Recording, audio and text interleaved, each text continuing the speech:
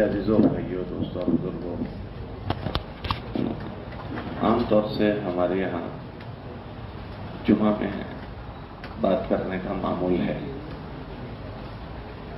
یہ جو جمعہ میں بات ہوتی ہے یہ کوئی فارمالٹی نہیں ہے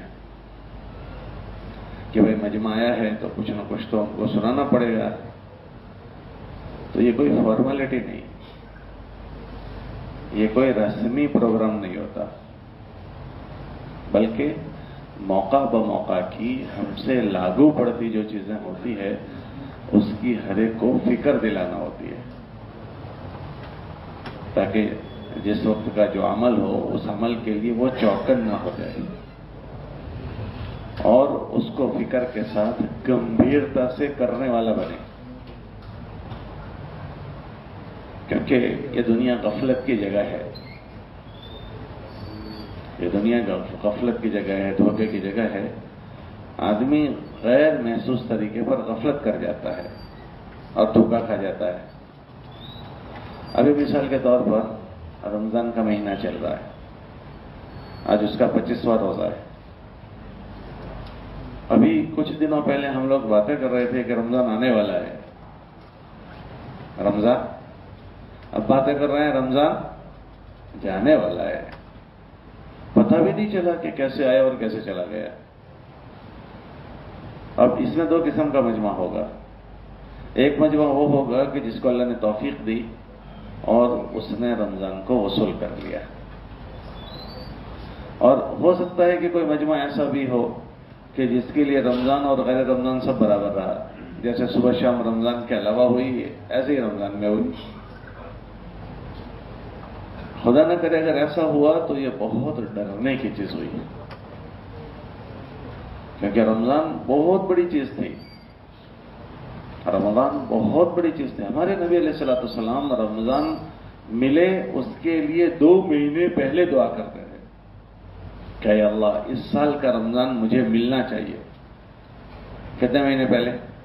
2 مہینے پہلے یہ دعا فرماتے تھے، اللہم بارک لنا فی رجب و شعبان وبلغنا الی رمضان، کہ اللہ ہمارے رجب میں برکت دے، ہمارے شعبان میں برکت دے اور ہمیں اس سال کے رمضان تک پہنچا دے۔ یہ دعا مانگتے تھے ہمارے نبی علیہ السلام 2 مہینے پہلے سے۔ دوسری دعا یہ مانگتے تھے کہ اللہ تو ہمیں رمضان میں صحیح سالم رکھنا تاکہ ہم رمضان سے فائدہ اٹھا سکیں، اور رمضان میں ماحول کو صحیح سالم رکھنا، رمضان ہے اور ماحول اچھا نہیں ہے تو دعا مانگتے تھے اللہم سلمنا لرمضان وسلم رمضان لنا وتسلمہ لنا متقبلا، یہ دعا مانگتے تھے۔ تو سوچنے کی بات یہ ہے کہ ایسی کیا چیز ہوتی تھی کہ رمضان میں اللہ کے نبی علیہ السلام اتنا اہتمام فرماتے تھے۔ تو بات یہ ہے کہ رمضان کا مہینہ جو ہے وہ آدمی کی بخشش کروانے کا مہینہ ہے، آدمی کی مغفرت کروانے کا مہینہ ہے، اور ہم سب کی بڑی جو ضرورت ہے وہ بخشش ہے، معافی ہے، کہ ہم معاف ہو جائیں، ہماری معافی ہو جائے، کیونکہ اگر معافی ہو گئی تو پھر کوئی مسئلہ ہی نہیں ہے، اور خدا نہ کرے اگر معافی نہیں ہوئی تو اس سے بڑا کوئی مسئلہ نہیں، کہ موت کے بعد اگر معافی ہے تو پھر مسئلہ کوئی ہے ہی نہیں، کہ موت سے بڑی کوئی انعام کی چیز نہیں ہے اگر معافی ہو گئی ہے تو کہ موت بہت بڑا انعام بن جائے گا، تحفہ بن جائے گا۔ الموت جسر یوصل الحبیب الی الحبیب، کہ ہم یہاں ہیں اور ہمارے اللہ وہاں ہیں، موت آئے گی ہم اپنے اللہ کے پاس چلے جائیں گے، اللہ مل جائے گا، اور خدا نہ کرے اگر کسی کی معافی نہیں ہوئی تو موت سے بری کوئی چیز نہیں، اور معافی ہو گئی موت سے بڑی کوئی چیز نہیں، کہ موت اگر معافی نہ ہوئی تو موت کے بعد مسائل ہی مسائل ہے۔ سب سے پہلا واسطہ قبر سے پڑتا ہے۔ قبر کیا چیز ہے؟ کہ قبر روزانہ اعلان کرتی ہے کہ میں تنہائی کا گھر ہوں، میں بیگانگی کا گھر ہوں، میں کیڑے مکوڑوں کا گھر ہوں، میں اندھیرے کا گھر ہوں، روز اعلان کرتے ہیں، جس کو ہم انسان اور جنات کے علاوہ ساری مخلوق اس کو سنتی ہے.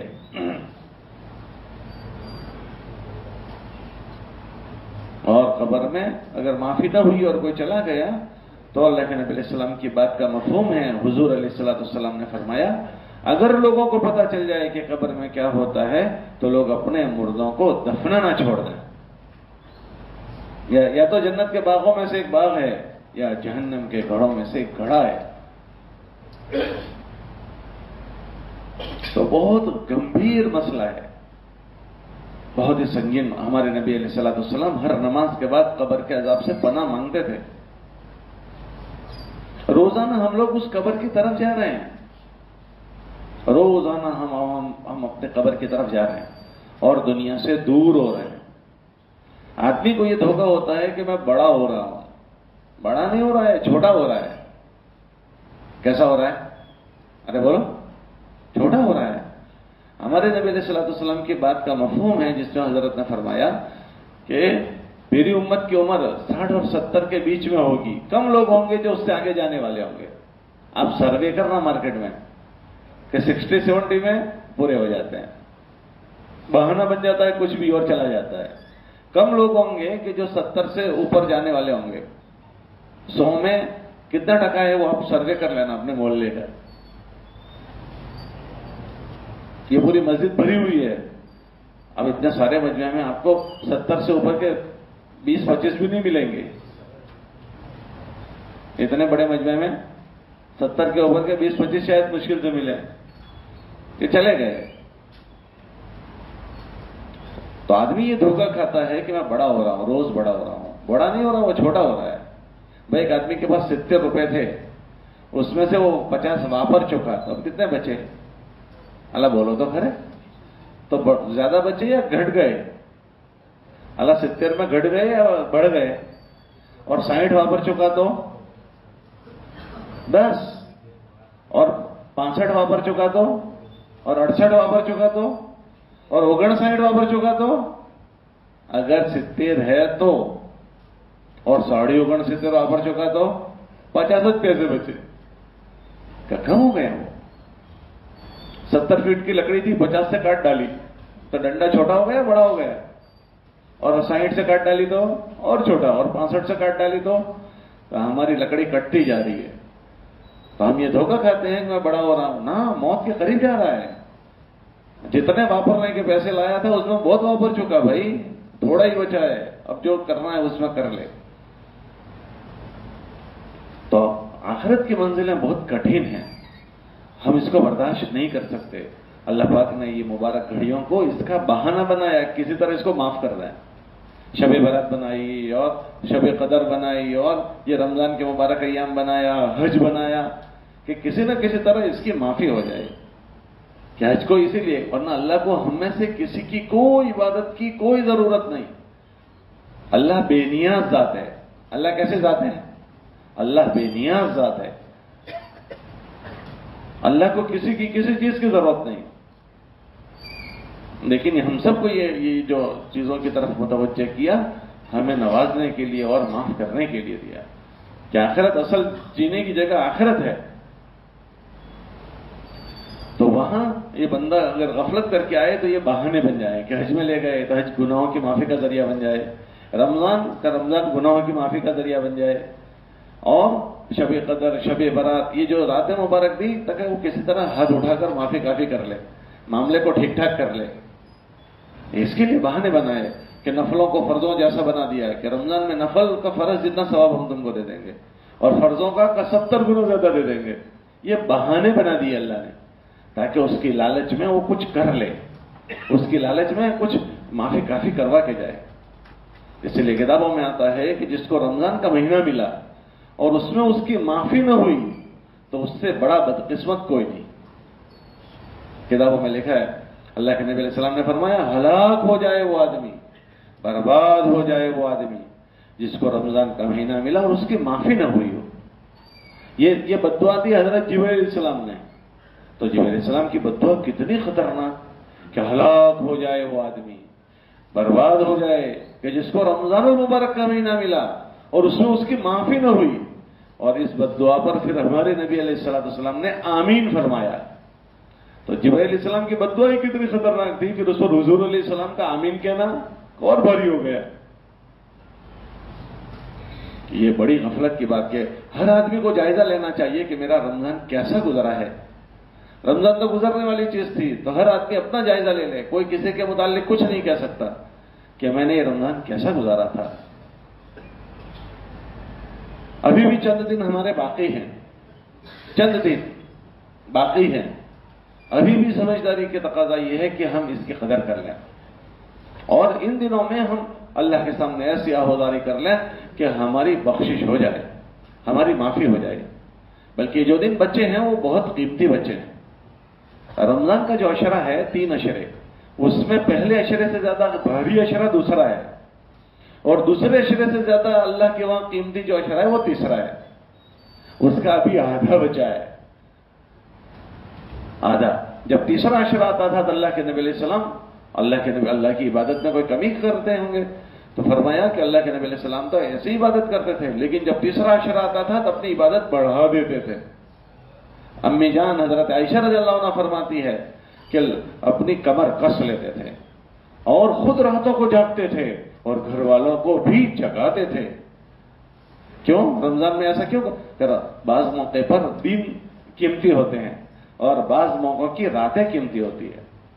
علماء نے فرمایا حج کے زمانے میں دن قیمتی، سارے اعمال دن میں ہوتے ہیں، اور رمضان میں راتیں قیمتی. رمضان کی ارے بولو تو پھر راتیں قیمتی، اور حج کے دن قیمتی. تو رمضان کی راتیں بہت قیمتی. تو اللہ کے نبی علیہ السلام کے متعلق آتا ہے خود جاگتے تھے اور گھر والوں کو بھی جگاتے تھے. تو یہ آدھا عشرہ جا چکا اس، اور رمضان کے پہلے کے مقابلے میں دوسرا بھاری اور دوسرے کے مقابلے میں تیسرا بھاری. اس میں مغفرت اور بخشش کے دہانے کھل جاتے ہیں. آپ نے پڑھا ہوگا کہ پہلا عشرہ رحمت کا اور دوسرا مغفرت کا، اور تیسرا جہنم سے خلاصی کا. کیا مطلب اس کا؟ کہ پہلے میں رحمت ہے کہ سب کے لیے، پھر دوسرا تو اس میں جو زیادہ گنہگار ہوں گے عام لوگوں کے مقابلے میں گناہ والے، تو ان کی بخشش کا مہینہ. اور تیسرا عشرہ جن کی گردنوں پر جہنم واجب ہو چکی ہے، واجب کہ ان کو جہنم، اللہ پاک ان پر بھی رحم کھا کر ان کو بھی نکالتے ہیں. ایسا عشرہ بھاری بھرکم عشرہ تیسرا ہے یہ، جس میں سے ہم سب گزر رہے ہیں. بہت بھاری بھرکم عشرہ ہے. اسی لیے اللہ کے نبی علیہ السلام اس میں مسجد میں پڑاؤ ڈال دیتے تھے، اعتکاف کر دیتے تھے کہ تیسرے عشرے کی قدر ہو جائے. دیکھو یہ سب پورے دنیا میں لوگ اعتکاف بیٹھتے ہیں، کوئی پاگل تھوڑی ہے، ان کو سمجھ میں آیا اس لیے اعتکاف کرتے ہیں، نیورے تھوڑی ہے. کہنا یہ بھاری عشرہ ہے، اس کو وصول کرنا ہے. مسجد میں رہیں گے وصول ہو جائے گا، باہر چلے جائیں گے غفلت ہو جائے گی. اب دیکھو اکثر یہ عشرہ غفلت کی نظر ہو جاتا ہے عید کی تیاریوں میں اور ادھر ادھر میں.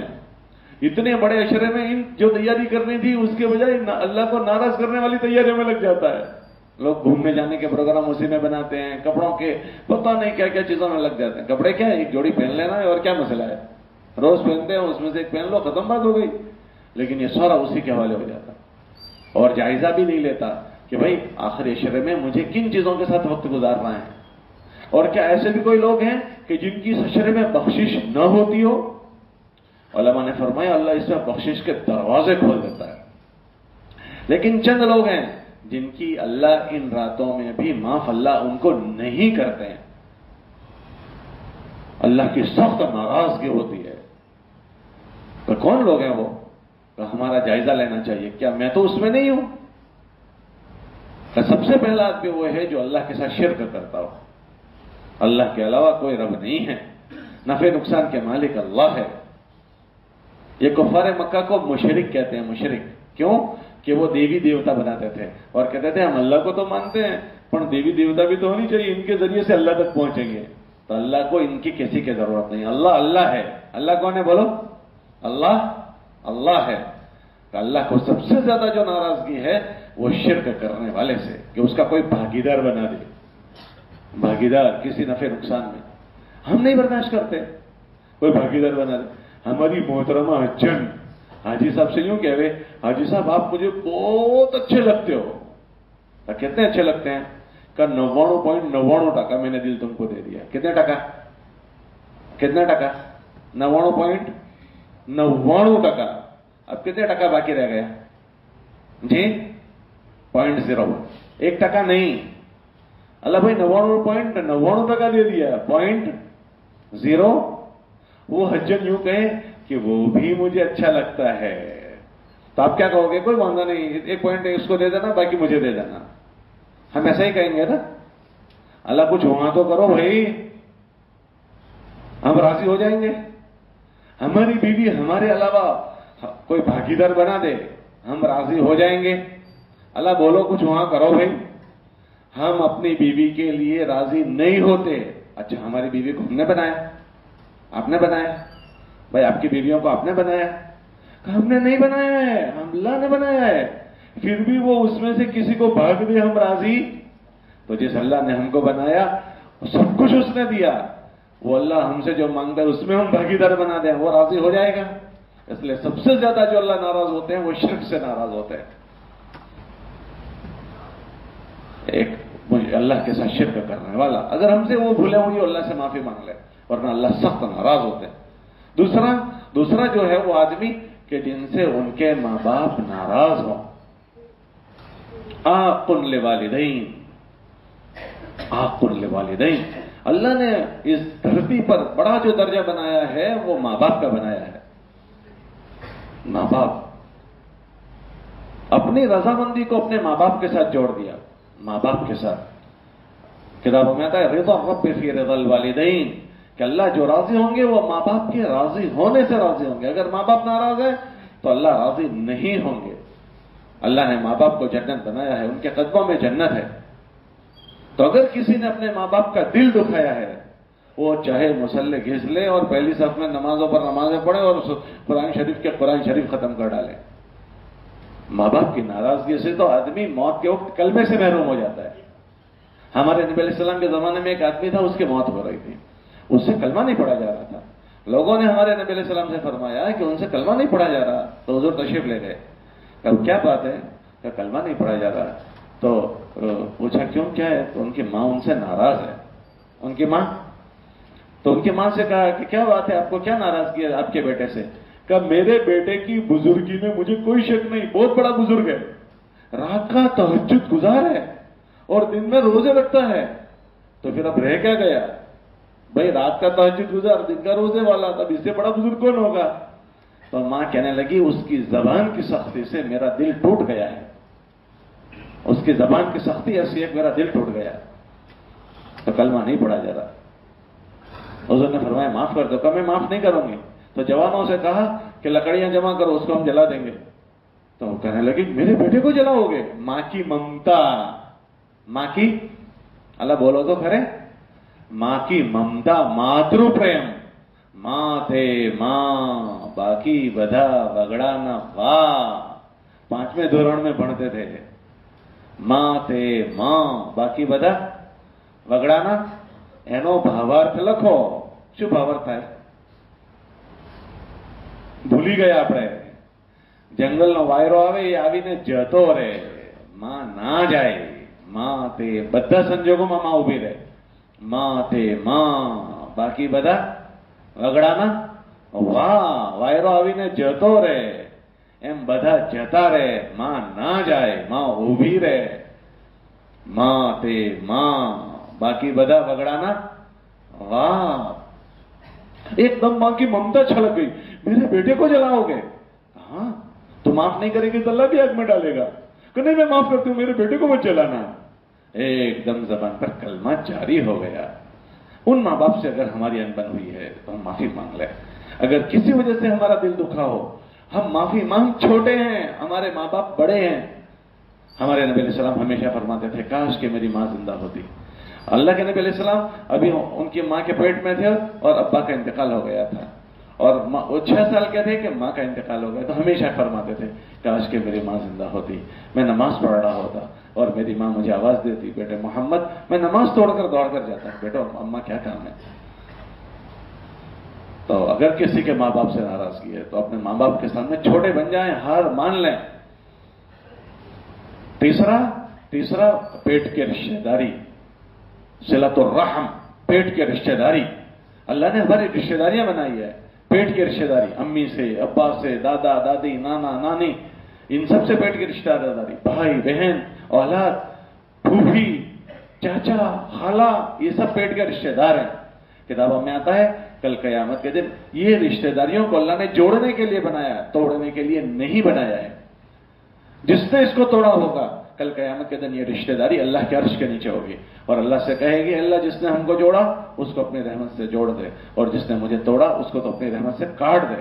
اس مبارک مہینے میں رشتہ داری توڑنے والے کی بخشش اللہ نہیں کرتے، اللہ ناراض ہو جاتے ہیں۔ اکثر ہماری رشتہ داری ٹوٹی ہوئی ہوتی ہے دنیا کی وجہ سے، دنیا کی وجہ سے، میراث کی وجہ سے۔ ہم رشتہ داری کو نہ توڑے۔ اگر کسی نے ہمارے ساتھ غلط کام کیا، ہم اس کے پاس جا کر، وہ اس کا اپنا فعل ہے، ہم اپنا غلط رویہ نہ کریں۔ کتے نے کاٹا ہے، ہم کتے کو نہیں کاٹیں گے۔ ہمیں حکم ہے اس سے جوڑو جو تم سے توڑے، سل من قطعک، جو تم سے توڑے اس سے جوڑو، اور جو تم پر ظلم کرے اس کے ساتھ احسان کرو۔ وَأَحْسِنْ إِلَىٰ مَنْ أَسَاءَ إِلَيْكَ، جو برائی کرے اس کے ساتھ احسان کرو، اور جو ظلم کرے اس کو معاف کرو۔ یہ مبارک مہینہ رشتہ داری کو جوڑنے کا ہے۔ اگر کوئی ہمارے رشتہ دار کسی وجہ سے ناراض ہے، ہم معافی مانگ لیں اور معاملے کو ٹھیک ٹھاک کر لیں۔ یہاں ناک لمبی کرنے کا مسئلہ نہ کریں، ورنہ جو اپنی بڑائی کی وجہ سے ایسا کرے گا، اللہ فرماتے ہیں کہ ہم اس کو جہنم میں اتنا بڑا بنائیں گے کہ ایک ڈاڑھ احد پہاڑ کے برابر ہوگی۔ تو تیسرا آدمی یہ ہے۔ چوتھا آدمی شارب الخمر، نشہ کرنے والا۔ اللہ کا احسان ہے کہ ہمارے ماحول میں نشے کا رواج نہیں ہے، اللہ ہمیشہ حفاظت فرماوے۔ لیکن اگر کسی میں یہ بیماری آئی ہے، اللہ اسے سخت ناراض ہوتے ہیں۔ اور پانچواں آدمی جو ہے المشاہد، دل میں کینہ رکھنے والا۔ اللہ کے وہاں ایمان والا بہت قیمتی ہے، اتنا قیمتی ہے، اتنا قیمتی ہے کہ اگر ایک ایمان والا اس دنیا میں باقی ہے، اللہ اس کی برکت سے اس دنیا کو باقی رکھیں گے، اور جب وہ نہیں ہوگا اللہ دنیا کو توڑ پھوڑ کر ختم کر دیں گے۔ اتنا قیمتی ایمان والا، اس سے کوئی کینہ رکھے، اس کو کوئی نقصان پہنچانے کا سوچے، جانی نقصان، مالی نقصان، کوئی قسم کا نقصان پہنچانے کا سوچے، تو اللہ اس سے سخت ناراض۔ یہ اللہ کا والا ہے، یہ اللہ کا والا ہے، اور تو اس کے ساتھ بنگا بنگی کرتا ہے۔ ہم ان لوگوں کی عزت کرتے ہیں جس کو ہم نیک سمجھتے ہیں، بزرگ سمجھتے ہیں۔ بھئی اللہ کے وہاں کون کیسا نیک ہے ہمیں نہیں پتا ہے۔ لوگوں کا تھرمومیٹر ماپنے کا، لوگوں کا اگر دیندار ہے تو ذرا جبا لمبا کبا ہو تو اس کی عزت کرتے ہیں، باقی مسلمان کی عزت نہیں کرتے۔ یا کوئی پیسوں والا ہے تو اس کو سلام کرتے ہیں، کرسی والا ہے تو اس کو سلام کرتے ہیں۔ ہمارا تو ادنا سے ادنا آدمی بھی عزت والا ہے۔ اللہ کے نبی علیہ السلام کے صحابہ میں حضرت بلال غلام آدمی ہے، غلام، لیکن اللہ کے وہاں اتنے عزت والے ہیں کہ نہ پوچھو بات۔ غلام آدمی ہیں، کالے کلوٹے ہیں، لیکن اللہ کے وہاں عزت والے ہیں۔ اور ابو لہب وہ مکے کا چودھری ہے، کعبۃ اللہ کا متولی ہے، گورا چٹا ہے، سگا حضور کا چچا ہے، لیکن اللہ کی نگاہ میں بے قیمت ہے۔ تو کسی کو عہدے سے نہ تولیں، پیسوں سے نہ تولیں۔ ایمان والا کلمے کی وجہ سے قیمتی ہے۔ ایک ایک ایمان والے کو ہماری وجہ سے راحت پہنچے۔ ہم کسی ایمان کی نہ جان کی نقصان پہنچائیں گے، نہ مال کا نقصان پہنچائیں گے۔ آج ماحول میں ایک دوسرے مسلمان کو نقصان پہنچانے کا رواج پڑ گیا۔ ایک فون کر دیا، مخبری کی خبری بن گئے اور اس کو اٹھا کر لے گیا اور اس کے وہاں چھاپا پڑ گیا۔ اس کو ہمیں تو ایک 500 روپے ملے، 1000 روپے ملے، بیچارے کا دھندا بھی رستے لگ گیا، اس کا گھر بھی رستے لگ گیا۔ اس کے بچوں کی انتڑیاں اندر سے بددعائیں دے گی، تو کیا وہ بددعاؤں کے ساتھ ہم خوش آباد رہیں گے؟ ہماری اولادیں آباد رہے گی؟ نہیں رہ سکتی۔ ہم اپنے لیے حلال کی روزیاں کھائیں، ایسی حرام کی روزی نہ کھائیں۔ ویسے بھی حرام کی روزی تو آدمی کا ستیہ ناش کر دیتی۔ کتابوں میں آتا ہے کہ جس کے پیٹ میں حرام کی غذا گئی، حرام کی غذا، اس کے لیے اللہ نے جہنم کی آگ بنائی ہے، اس بھٹی میں اس کو صاف کریں گے۔ اور حرام کی غذا کھانے کے بعد، پیٹ میں حرام جانے کے بعد، اگر ایسا آدمی بیت اللہ چلا جائے، بیت اللہ کعبہ شریف میں، اور بیت اللہ کا پردہ پکڑ کر دعا کرے تو بھی دعا قبول نہیں ہوتی۔ اس لیے اگلے زمانے کے لوگوں کی عورتیں یوں کہتی تھی جب وہ دھندے پر جاتے تھے، اتق اللہ فینا، ہمارے معاملے میں اللہ سے ڈرنا، ہمیں حرام کا مت کھلانا۔ ویسے بھی حرام تو نہیں کھانا چاہیے، چاہے تھوڑا ملے تھوڑا کھا لو، اولادیں نیک رہے گی۔